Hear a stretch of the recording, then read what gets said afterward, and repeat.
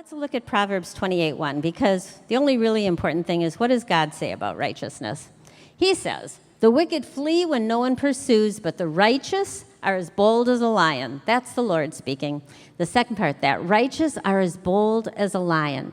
So let's think about a lion for a moment. First of all, he's not timid. He's not timid. Of course, we know that right now. We know he's bold, but we know he's bold anyways just from, watching nature films or something. But have you ever seen, like you go to a zoo or you watch a nature film, have you ever seen a lion, a male lion especially, even when he's sitting and he has this big mane and he's sitting there and he looks so royal, and when he looks around, you just know that he knows, I'm king of the beast. I'm in charge here. He knows it. He absolutely knows it. And when he walks, oh my gosh, when he walks, he kind of does this. And it's like, don't anyone dare get in front of me.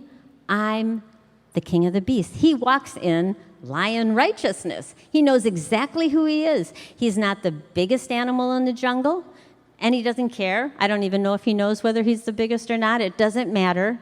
He's the king of the beast. He has a righteous perception of who he is. That's who God is telling us to be like.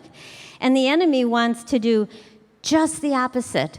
And I was just thinking about how it's almost like the lion swaggers around. He's got a swagger about him. And what does the enemy want to do with us? He wants to remind us of the dumb thing we said yesterday, and how can God use you? And don't you need a little more education? Da-da-da-da-da-da-da-da. And then I thought about the lion. What would the lion do? Let's see. Okay, the lion is going through the jungle, and the other beasts are kind of hiding behind the bushes and the trees. Maybe you could see their eyes. They're just watching them go by.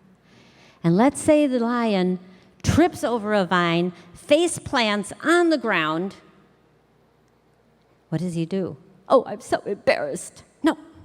I bet you he gets up and kind of shakes himself off and looks around at the other animals who are watching, daring to see if they're going to do a snicker or anything, which none of them do.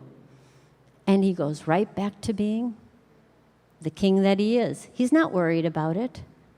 And they're all going, yeah, you're the man. Yeah, yeah, yeah. No one's going to say anything about him.